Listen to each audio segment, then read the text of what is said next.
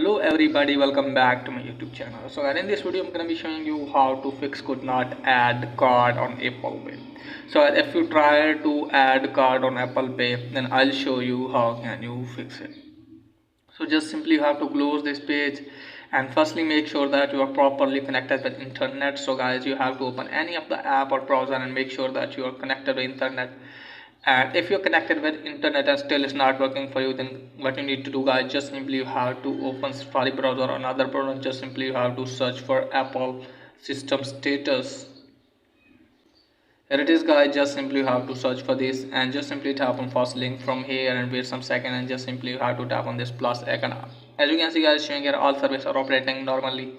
Just simply you have to locate for Apple Pay and wallet option. Okay guys, just simply you have to locate for this and make sure that if it's available. Okay guys, so you can see here it's available here. So you can see, so if it's available and still not working for you guys, then what you need to do is just simply contact with your bank and try to add card, and it's still not working for you, then what you need to do, just simply have to open setting and then you have to update your device to the latest version. If you have any pending update here, just simply download or install and then check whether your form has been fixed or not.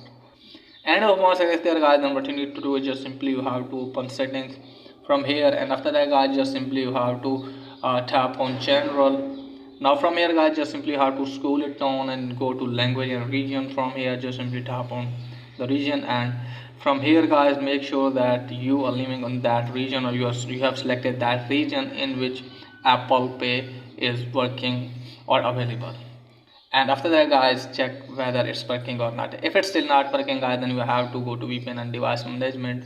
So just simply you have to delete the VPN from here, and after that hopefully your problem will be fixed. So this is guys for today's video. If the video is helpful, please like and subscribe my channel. Thanks for watching.